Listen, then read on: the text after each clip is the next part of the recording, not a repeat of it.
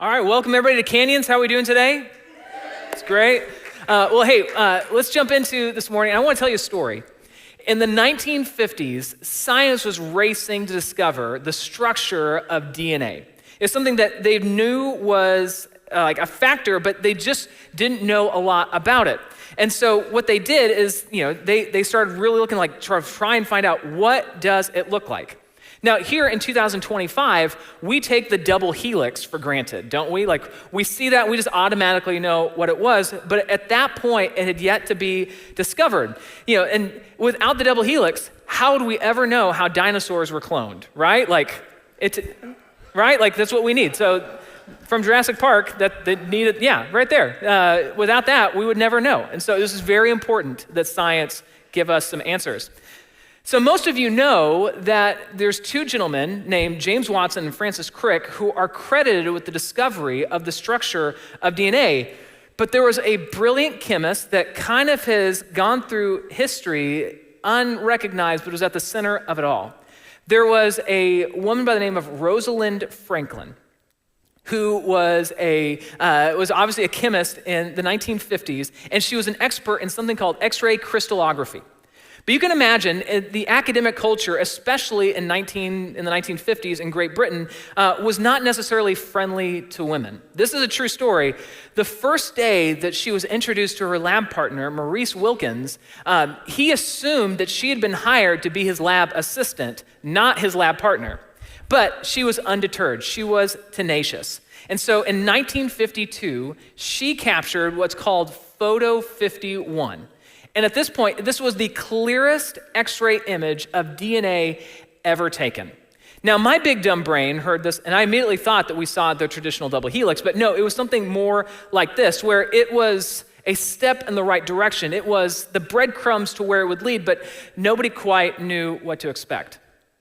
So here's where the story takes a dark turn. Her lab partner, Maurice Wilkins, takes Photo 51 across the lab to Watson and Crick without her knowing. And when they hand them the photo, Watson would later describe it was like the aha moment. His jaw hit the floor because it substantiated a lot of his assumptions, but it also corrected some of the things. And they studied it thoroughly, and they just got to work. And Franklin never knew that her work had been given to some other scientists. So in 1953, Watson and Crick, they published their findings, and amazingly, Franklin publishes hers at the exact same time. Both were submitted to the same journal, but they published Watson and Crick's story first. Not the story, their paper first, with Franklin second. So in the eyes of the science world, Watson and Crick had discovered the structure of DNA, and Franklin had simply confirmed it. 5 years later, Franklin dies of cancer, never knowing that her research had been used to help discover the structure of DNA. And then, in 1962, Watson and Crick win the Nobel Prize for discovering the structure of DNA, along with Franklin's lab partner, Maurice Wilkins. None of them mentioned her in their speeches. Isn't there like a little part of you that hears this and just kind of gets fearful that that is going to be the metaphor for your life as well? That you're going to put a lot of time and energy into something. And maybe it's significant, but nobody recognizes it, nobody cares, and nobody is the wiser for your contribution. And that other people are just going to get more credit than you. That quite possibly you're scared that mom and dad are never really going to appreciate you the way that they appreciated your brother or your sister, or maybe you're going to get relegated to a corner of the office where the contribution you could make is never really going to come to pass, and you're just kind of left asking the question, God, why have you forgotten me? Why am I all alone? Why do I feel stuck? Why am I toiling? Why do I feel unloved and uncared for? Now, 2 weeks ago, we started this series called The Famine is Coming, and what we've been doing is looking at the life of Joseph. And to catch you up to speed, Joseph was the second youngest of 12 brothers, and Joseph's dad, Jacob, was the grandson to a guy by the name of Abraham. And Abraham had been given clear direction and instructions from God that you are going to be the father of a great nation, that the world is going to be blessed through you and through your seed. Now, fast forward 4 generations, and his descendants are attacking their second to youngest brother. They strip him of his coat, they throw him into a well, and he's sold into slavery in Egypt. And so he goes all the way to Egypt, where he is working for the captain of the palace guard, a man by the name of Potiphar. And Potiphar's wife tries to seduce Joseph, and he pushes back, and he gets away, but she accuses him of rape. And so he goes from being a slave to now he is in prison. And what we see and what we learned last week is that when he was in Potiphar's home, God was with him. And the blessing that God had was not in his location, but in his presence. And because God was with him, Joseph was blessed. And that everything he did turned to gold, and he was successful, and he rose to the highest rank in the home. And what we learned is that when he even went to prison, God was still there. And that God allowed him to have success even in the prison. And he ends up becoming the actually in charge of the prison. The warden taps him on the shoulder and says, I want you to run some things. And so when chapter 40 of Genesis opens, what we see is the prison is getting 2 high-profile prisoners. We're getting Pharaoh's personal butler or cupbearer, as well as his baker. And so Joseph is assigned specifically to attend to these men. And so where chapter 40 opens up is while Joseph is on his way to check on the butler and the baker, he hears them having this conversation, and what they're talking about is a dream that both of them had the night before. And so you know how dreams are. Like, it's one of those things where we all think that our dreams are so fascinating, and then you try and tell your spouse, and she does not care. And is that just me? Okay. Well, this is the thing about dreams. Nobody cares about your dreams, but for some reason, they just affect us so much.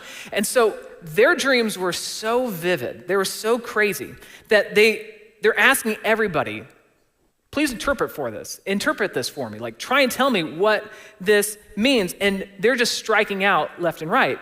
And so when Joseph walks in and he hears them having this conversation, he says to them, hey, interpreting dreams is God's business. So go ahead and tell me your dream. And so the butler starts off. He says, well, I had a dream last night that I am in this vineyard and I see a vine and it's got 3 branches. And I grab some of the grapes and I squeeze them into a cup and I hand it to Pharaoh. And so Joseph hears this and he goes, all right, God has given me the interpretation. There's three branches on the vine, right? Well, those represent 3 days.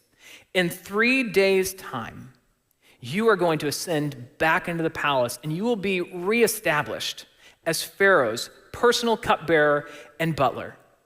You're going back to work. But then he adds this nugget, and this is incredibly important. It says in Genesis chapter 40, starting in verse 14, and please remember me and do me a favor when things go well for you.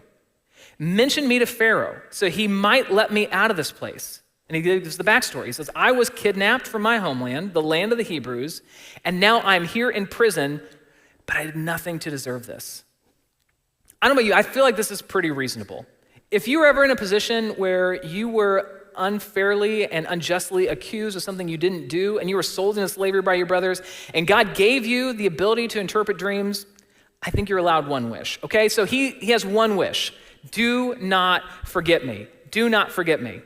And so hearing this, the baker, who's also like witnessing all of this, says, oh, please, please, please, tell me the interpretation of my dream next. And before I tell you what his dream was, have you ever had like expectations sky high just for something dramatically bad to happen and just completely subvert what you expected to happen? Has this happened to you? All right, well, when I was teaching in Korea, one day I am sitting at my desk when I get some mail and it says something about like taxes.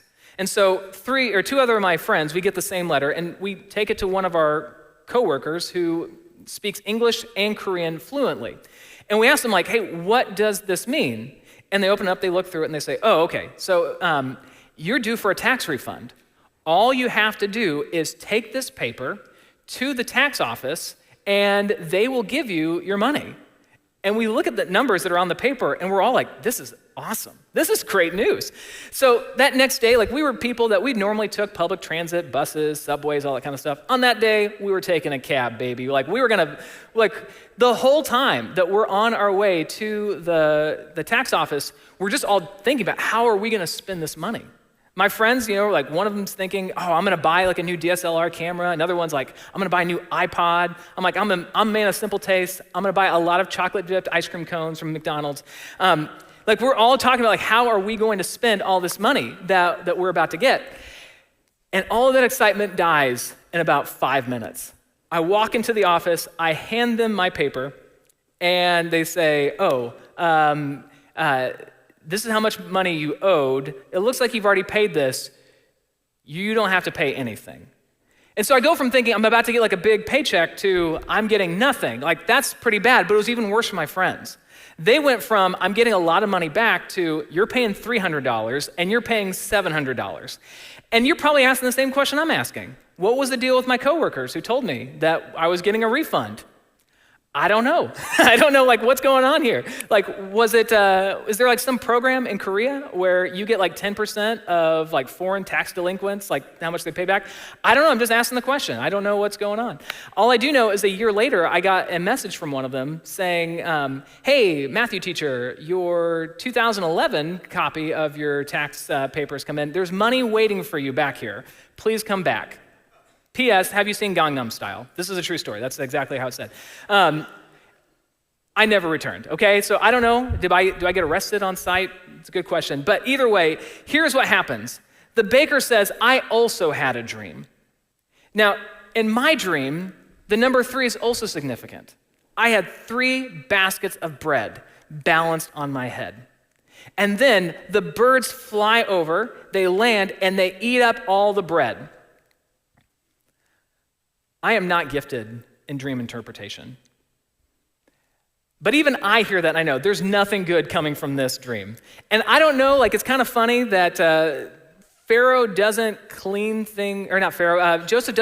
anything up when he interprets this dream. I'll just tell you what he says. He says, here's what's gonna happen is in 3 days' time, something significant is also happening. You're going to be impaled on a pole and the birds are gonna come and pick away at your flesh. He doesn't soft sell it one bit. I mean, I don't want to tell him what to do, but he probably could have just stopped at, you're going to be impaled on a pole. I don't know, he has to tell him the details about the birds, but he does it anyway. And so here's what happens. 3 days later, it says in Genesis 40, starting verse 20, Pharaoh's birthday came 3 days later, and he prepared a banquet for all his officials and staff. He summoned his chief cupbearer and chief baker to join the other officials. He then restored the chief cupbearer to his former position, so he could again hand Pharaoh his cup. But Pharaoh impaled the chief baker, just as Joseph had predicted when he interpreted his dream. And then here's the tragedy. Verse 23. Pharaoh's chief cupbearer, however, forgot all about Joseph, never giving him another thought. What was the one thing he asked for? Please, please, please, don't forget me. I'm here unjustly, unfairly. Please don't forget me. It's the one thing he does. And then listen to where the story goes. 2 full years later. He wasn't forgotten for a few days, a few weeks, months. 2 full years. The butler pays him no mind. I think many of you know this feeling, but we never really talk about it. It's bad when life gives you suffering, but it's kind of a subtle torture to be cast into obscurity, where, I don't know how it works for you, like maybe Mom and dad seem to dote on your brother and sister's kids, but they just kind of like seem to ignore and avoid your children. And it's not like they're being cruel or mean. It just doesn't really feel like you've gotten the attention that you would expect. Or maybe you're in a marriage that just feels loveless, and your spouse just kind of treats you and takes you for granted, and every day it just kind of feels like you're living in obscurity. Or maybe you graduated with some people who have gone on to do some incredible things, and you feel like you've just been relegated to a treadmill that just never seems to go anywhere. It's just a lot of motion and no advancement. And you kind of think, I could have been somebody if just the brakes had gone my way, but they just didn't. And now you're just kind of left feeling alone and forgotten. Maybe you've been a caretaker and you've given a lot of some of the best years of your life to somebody else, and it just doesn't quite seem to add up for you. It's a subtle torture to be cast into obscurity. And that's where Joseph is. We know he was sold into slavery when he was 17 years old. We know at this point he is 30 years old. For almost half of his life, forgotten.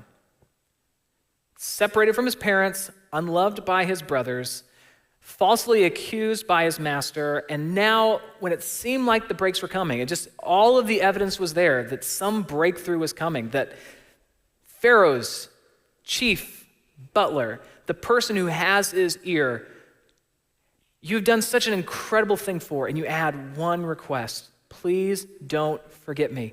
It's recorded, and he said it because he had the faith that this would be the breakthrough. This would be the moment when he could get out. And of course, what happens? He's forgotten. And so Joseph just keeps going. But what he doesn't know is happening is in the palace, things are moving. So Pharaoh, who is the leader of Egypt, the preeminent superpower of its day, one night he has a pair of dreams.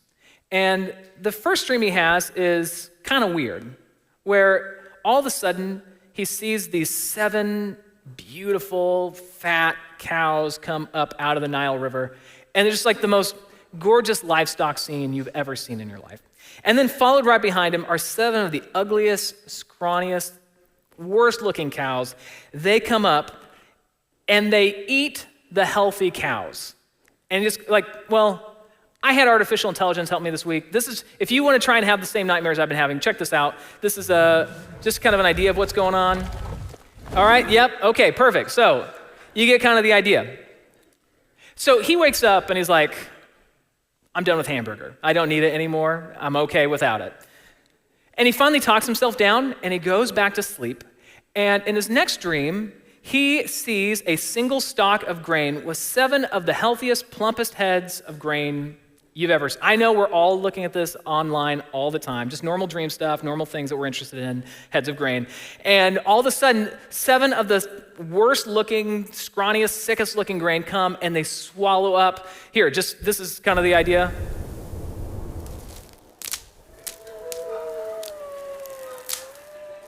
It struggled on this one, I'm not gonna lie, but you get the idea. And so this is nightmare level stuff for Pharaoh. And so he is so bothered by these dreams. He calls in all the magicians, all of the wise men, the sorcerers, anybody that he thinks might be able to help interpret this dream.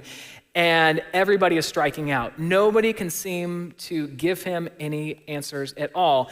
If only one person that was near Pharaoh would have had any experience at all in their life of a successfully interpreted dream. Oh yeah, the butler. He finally speaks up and says, Pharaoh, this is kind of awkward. Do you remember 2 years ago for your birthday when you restored me back to my job? And oh yeah, you impaled my best friend on a pole and the birds came and pecked away his flesh. Do you remember that, Pharaoh? Does that ring a bell? Okay, well, I knew I was getting out of prison, and the reason why is because there was a Hebrew in the jail who told me exactly what was gonna happen because I had a dream the night before, and he interpreted it.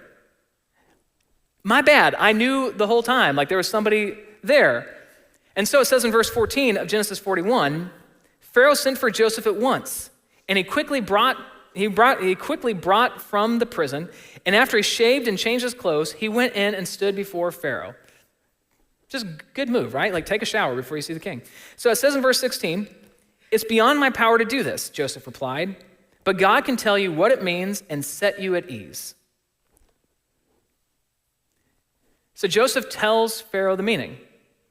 And what he says is, the 7 healthy cows and the 7 plump heads of grain, they represent 7 of the best years that we will ever have in our nation. That it's going to be perfect weather, perfect harvest. It's going to be a time of prosperity like we have never known before. It's going to be incredible. But then following that is coming 7 of the hardest years ever. In fact, it's going to be so bad that if we're not prepared for it, the 7 bad years are going to completely erase anything that we have gained during those 7 good years. This was the interpretation. And Pharaoh, upon hearing this, is like, this is exactly what I was wanting to hear. It just seemed to connect. And you know what Joseph could not have known was that the reason why he was in prison for all those years was for this moment. He needed to be there 2 years earlier when the butler was in prison to give the interpretation of the dream and to get him released and to have that butler in the perfect position for when this moment would come 2 years later, that he could remember and that Joseph could be accessible and know where to find him.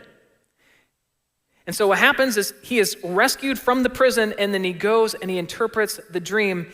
And here is something that nobody can appreciate when they feel like they're in that meantime, that nobody can appreciate when they feel like they've been forgotten, is that when you feel forgotten in the meantime, I want you to know that God is often working in the background. You don't know why, and you can't understand it until you're on the other side of it. But it's coming. That there is a moment that it will be explained. Don't lose heart is what I'm saying. God is not early, he is not late. He will arrive at the perfect time to accomplish his intentions for your life. That you have to be patient and you have to trust that even though it's really hard and it feels like torture, and maybe you're cast into obscurity or you're in suffering, it's bad, but just know God is working in the background. Now, here's a part of the story I left out, is that when Joseph gives the interpretation to the dream, he also gives a solution to it.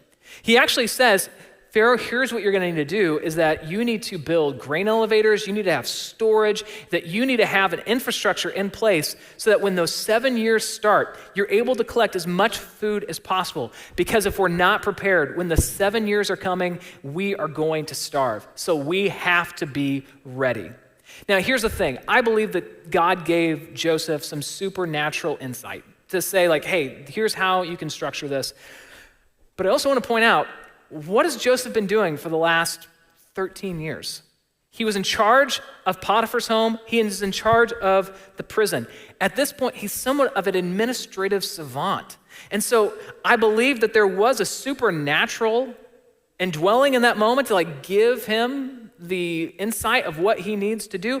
But I also think that there was a training that he's been going through in the prison and in Potiphar's home so that when the opportunity came to give a solution to the greatest infrastructure and administrative task of his day and age, he was ready. Because Joseph was faithful in the assignment that was put in front of him, managing the home, managing the prison, he was ready for the palace. Listen up, this is important. Faithfulness in the meantime is trusting God's process even when you can't see his plan. You don't know how it's going to shake up. You don't know how things are going to shake out. You don't know what left turn is coming along the way, but just trust me. If God has you in this season, it's for a reason. That he doesn't make mistakes on this. That he has entrusted you with this moment to train for what is coming next. And what you feel like is a prison, it might just be the training ground to get you where God wants you to go. is that faithfulness in the meantime is trusting God's process even when you can't see his plan. No, it's not fair that all of your friends are further ahead in life. It's not fair. But it's the reason why God has you there, because a better opportunity might be coming later. No, this health challenge has been debilitating. And it is difficult to try and see, why would God put this in your life? But just trust that there is probably a reason why he has put you in that position, because he is going to redeem it later. There is reasons. Here's something else you need to know. Both the seasons of plenty and the seasons of famine have something in common. Both of them are time-bound. Some of you might be in a season right now of life where things are going awesome. It just seems like every investment you've made is just up and to the right. Things are going great at home. Things are going great in life. This is a good season. Here's a principle you need to understand. It won't last forever. It just won't. That's how life works. It's cyclical. Things do not last forever. Things are good right now, but they might not be in a month or in a year or 10 years. But the same thing is true for those of you who are going through what feels like hell on earth. Things are bad. People are sick. Money is tight. Same thing is true. It won't last forever. It's time-bound. It's seasons. And whenever you get through one of those seasons, if you're like me, I always do a postmortem and think if I could have done things differently back then, what would I have done? And I think about old people in the room. I'm one of you now. I'm in my 40s. How many of us wish we could go back into our 20s and have that energy and the ability to not just feel sore all the time? And maybe money was tighter, but your youth has some advantages, doesn't it? Like the energy, the ability, the time that you've got. And how many of you would give the advice, take advantage of that? Take advantage of that time. Use that well. Go deeper in relationships. Learn that second language. Go back to school. How many of us would give that kind of advice to our younger selves? But here's the thing. No matter what season you're in right now, you have similar advantages. That all of us are in a season of plenty in some way. Whether it might be wisdom that we just gleaned over the years, or it could be that we have more money than we've ever known what to do with. And the thing is that most of us are probably in a position to be able to give ourselves the advice that we need if we can just get out of our own head and recognize that whatever season you're in, it's not going to last forever. So how can you take advantage of the season that God has put you in right now? Because I have to tell you this, a famine is coming. The story of life is that you're either in the middle of a storm, you're coming out of a storm, or you're about to go into a storm. One of those things is about to happen in your life, and you need to be prepared. It won't last forever. Now, here's where the story goes. It says in verse 38, so Pharaoh asked his officials, can we find anyone else like this man so obviously filled with the Spirit of God? Then Pharaoh said to Joseph, since God has revealed the meaning of the dream to you, clearly no one else is as intelligent or as wise as you are. You will be in charge of my court, and all of my people will take orders from you. Only I, sitting on my throne, will have a rank higher than yours. And Pharaoh said to Joseph, I hereby put you in charge of the entire land of Egypt. It won't last forever. He is sold into slavery. He is put into prison. He is forgotten. And you know what happens with all of those? Those seasons pass. And suddenly now he is the number 2 in the most powerful nation on earth. I got this from Pastor Glenn, and I just thought this was such a good thought, that one of the great takeaways from the story of Joseph is you're only a day away. You're only a day away. Whatever you're going through right now, it can change on a dime. You're only a day away. You're like, man, I can't foresee this ever getting out of this. It's so bad. I can't imagine this ever coming to an end. You're only a day away. That God can do more in a day than you can do in decades. That he goes from being a prisoner to the number 2. I thought prisoners coming into power was only an American thing. Apparently this has been something all over the past. So keep in mind too, what Egypt must represent for Joseph. This is the place that he lost his family. This was the place he was forgotten. This was the place where he was thrown into prison. This is the place where he loses his reputation. And what happens is in a moment, he is taken from the prison to the palace. And Pharaoh actually gives him a wife, and he starts to have children. And this is how he describes this season. It says, during this time, before the first of the famine years, 2 sons were born to Joseph and his wife. Starting in verse 51, Joseph named his older son Manasseh, for he said, God has made me forget all of my troubles and everyone in my father's family. And so Joseph named his second son Ephraim, for he said, God has made me fruitful in this land of my grief. What he's describing is like his perspective has just suddenly changed. That Egypt had represented the worst times of his life, and now he's saying, hey, good things are coming out of this. That God has allowed me to forget my troubles, that this is now the land of fruit, and it's not the land of grief. His life is flipped upside down. And see, trusting God's process doesn't just end the pain. What it does is it gives the pain a purpose. He felt forgotten, but now he's put in this position of leadership and influence. And as we've talked about the last couple of weeks, it's true in this as well, is that the story of Joseph is really a foreshadowing of a greater story that would be told. That, yes, Joseph was forgotten, but Jesus was forsaken. And when you feel like nobody cares and that your life doesn't really add up to much, I mean, think about this for a second. Jesus goes from speaking all of creation into existence, placing every star in the sky, shaping all parts of life for everything that grows and is born here on this earth. And he walks out of the throne room of heaven and he steps foot into the life that we get to live. And really, we have so little details from the first 30 years of his life.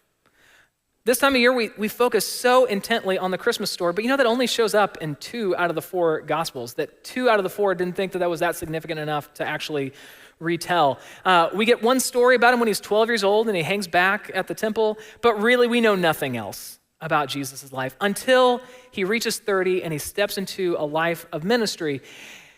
And to go from being the most important thing in existence to living a life of obscurity. Jesus can relate to where you've been. And when you go through the crucible of life, where you're in one of those storms and that season of plenty has given way for a season of famine, Jesus knows what that's like, to lose his reputation, to lose his status, for people to 1 second say Hosanna and then immediately crucify him. And you know what? The story of Joseph, of you're only a day away, was also true for Jesus, because he goes into the grave. He's dead on Saturday, but on Sunday he comes back from the dead. Is that he was only a day away from taking everything and flipping it upside down.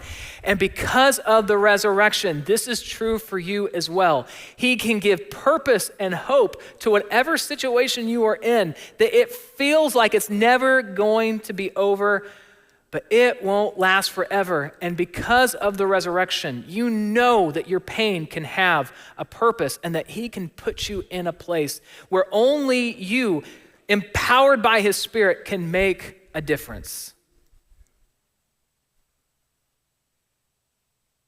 So what? What do we do with all of this? For those who feel like they have been cast aside and put into a season of obscurity, your next step that you need to take isn't so much like an action you need to do, but it's a mindset you need to shift. You need to reframe your meantime. See, some of you are like, man, like I'm just going through so much torture. But it's really only torture if God isn't in there somewhere. See, if you believe that he's absent or indifferent, then yeah, that's bad. You should just be depressed. But if God is present with you, even in the prison and even in your slavery, you can reframe that to understand that, there is a reason why he's done this. You have to actively stop seeing God's silence as God's rejection. He is with you in the meantime. Your meantime is not a sign that God has forgotten you. It's a sign that he is orchestrating something in the background. You have to reframe your meantime. And the second thing is you have to steward your meantime. That what you want to do is you want to say, you know what? This season, it might not make sense to me right now, but I'm going to be faithful to God in it. When the cupbearer forgets Joseph doesn't say, well, I'm not going into work tomorrow. I mean, he was in prison, so he didn't really have that choice. But you know what I'm saying? Like, he didn't say, like, all right, warden, find somebody else. This is too frustrating. No, he was still faithful in that meantime. He stewards it well. So stop waiting and start working. What gifts has God given you? You might be in a season of plenty right now in some way or another. Ask God the question, what is this all for? Are you healthy? God's got a purpose for that. Do you have money in your pocket? God's got a purpose for that. Do you have energy? God's got a purpose for that. Do you have time? God's got a purpose for it. You need to steward your season of plenty well. And then here's the third thing. You got to prepare for your famine. The reason why God had Joseph in this moment, it wasn't because he was mean. It wasn't because he's like, I don't really like Joseph that much, and I kind of side with the 10 older brothers. It was to position him for when this catastrophic need rose up, somebody would be there. And what it would do is it would continue the promise that God had given to Joseph's great-grandpa Abraham, that I have you, a people, selected for a plan and a purpose, and that I'm going to bless all of the world through you. Had Joseph not been there, that famine, which we know affects Canaan, where his family lives, it would have possibly wiped them all out. But God knew, I've got a plan and a purpose. I'm going to work all things together for good. And so I'm going to put Joseph in this moment to be there to save a nation and to save his family and to save the line that would eventually bring us Jesus. And so what you have to ask is like, am I preparing for the famine that I'm in? Am I stockpiling what I need to do? Am I saving for that rainy day? Am I preparing for the next step? Am I putting my roots down in a way where I can be able to withstand the storms that are coming? You don't dig a well when you're dying of thirst. You dig a well before you are thirsty. And the same is true as in life. You prepare for that next moment now. So, as we survey where all of us are at, some of you, seasons of plenty, some of you, seasons of famine, reframe the meantime that you're in. Some of you feel forgotten. Some of you feel like your life has never accomplished anything, but maybe God is just about to repurpose the pain that you've gone through to be the catalyst for somebody else. Or maybe he has put you in that position so that you would be here for this moment right now, to hear that there is a God who is not oblivious, that he cares about you. He has a plan for you, and that he wants to give you a hope and a future. And that he sent his own son to go through incredible amounts of pain so that you could avoid that later.